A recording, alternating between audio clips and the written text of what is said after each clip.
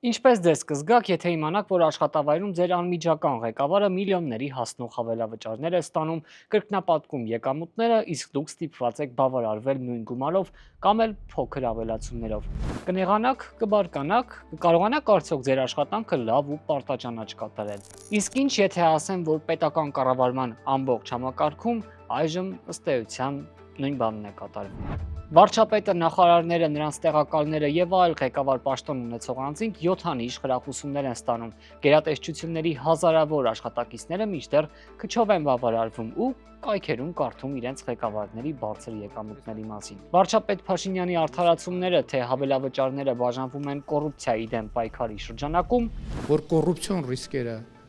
էականորեն կարող են մեծանալ եւ մենք այդ թվում պետական պաշտոնյաներին եւ պետական համակարգը պետք է կարողանանք պաշտպանել կոռուպցիոն ռիսկերից։ հիմնականում ղեկավար պաշտոնյաներին է վերաբերում, այլ ոչ այն աշխատակիցներին, որոնք ամեն օր մարդկանց հետ են շփվում, տարբեր թույլտվություններ տալիս, արձանագրություններ կազմում, ստուգումներ իրականացնում, փաստաթղթեր լրացնում եւ այսպես շարունակ։ Պաշտոնյաներն արդեն լրացնում են իրենց եկամուտների տարեկան հայտարարագրերը եւ գերատեսչություններում տիրող անհավասարությունն արդեն փաստաթղթերով է երևում։ Նախ մի պարզաբանում։ Պաշտոնյաները մինչ այս պահը չեն հայտնել, թե արդեն հաստատված ընդհանուր շուրջ 22 միլիոն դոլարի պարգևավճարների ֆոնդն ինչպես է բաշխվել։ Հայտնի չէ, թե որքան է նստել նախարարների, փոխնախարարների ու մյուս բարձրաստիճան պաշտոնյաների բանկային հաշիվներին։ Նրանք հորդորում են սպասել եկամուտների հայտարարագրերին, պնդելով, թե այնտեղ ամեն ինչ կերև է։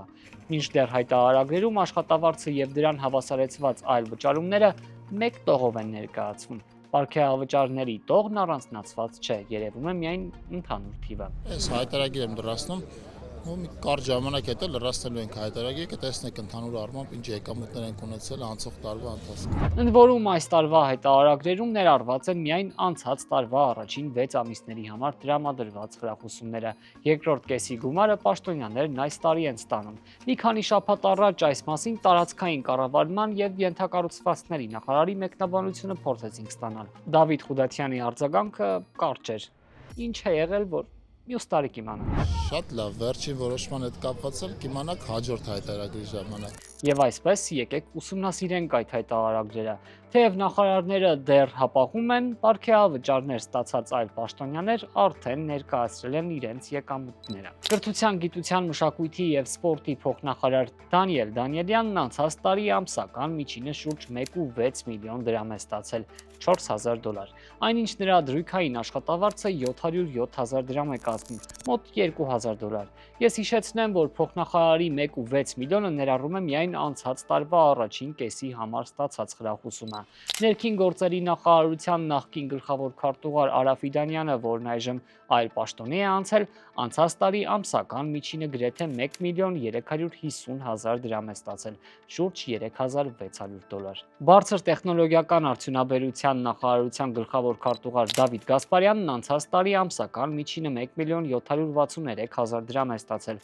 4700 դոլար։ Մեկ տարում նրա եկամուտներն աճել են գրեթե 2 անգամ։ Այս հաշվարկը նաև տարվա երկրորդ կեսի համար հավելավճարն է ներառում, որը երևում էր արտահոսած ու կառավարության կողմից չհերկված փաստաթղթում։ Պատգամավոր մեզ էլ պետք է դրանից բացի նաև կաթ եւ հաց ձրի տրվի։ Այժմ եկեք փորձենք հասկանալ, թե որքան եկամուտ են ունեցել ավելի ցածր օղակների պաշտոնյաները։ Շրջակա միջավայրի նախարարության գլխավոր քարտուղարի տեղակալ Արկադի Խաչատրյանը 2025-ին ամսական միջինը 841,220 դրամ է ստացել, շուրջ 2250 դոլար։ Նրա եկամուտներն աճել են գրեթե 18%-ով։ Այսինքն, եթե ավելացման չափով եւս մեկ անգամ խրախուսում ստանա, նրա եկամուտների աճը չի հասնի բարձրաստիճան պաշտոնյաներին։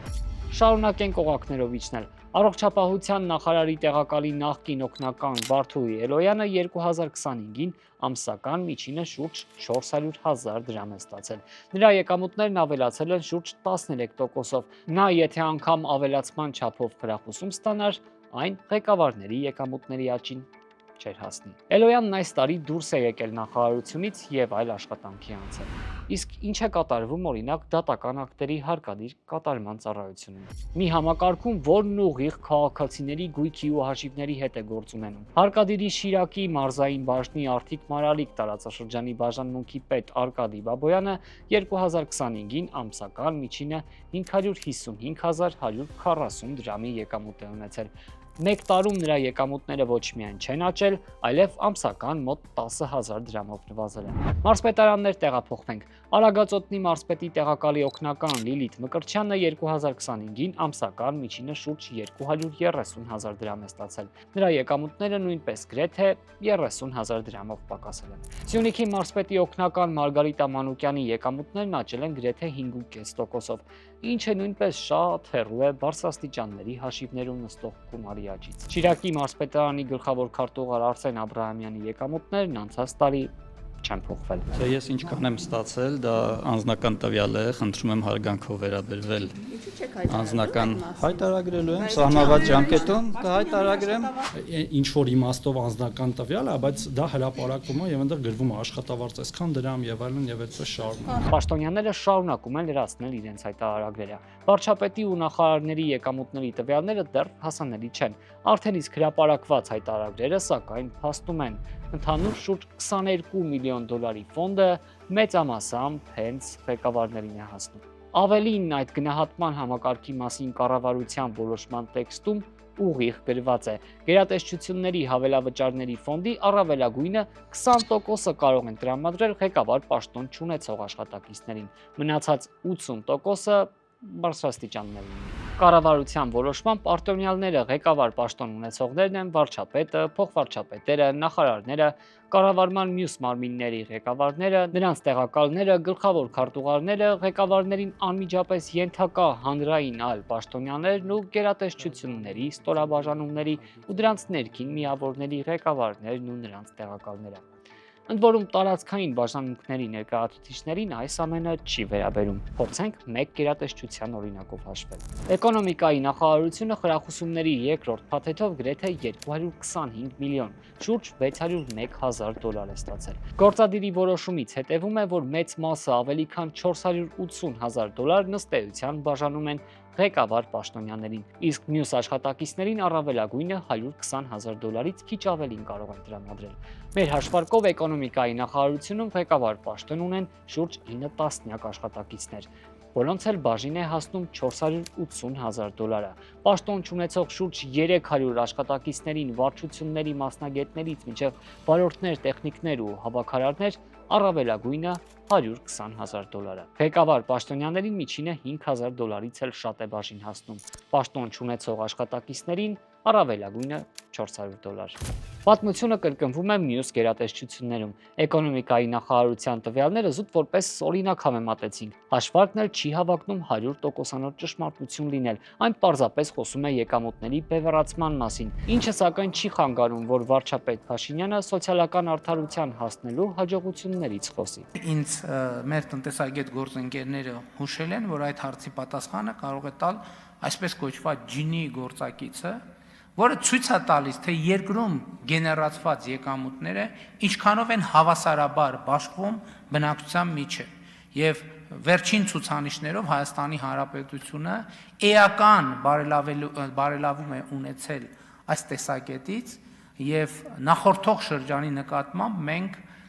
բավականին լավ աճ ունենք, ինչը նշանակում է, որ երկրում գեներացվող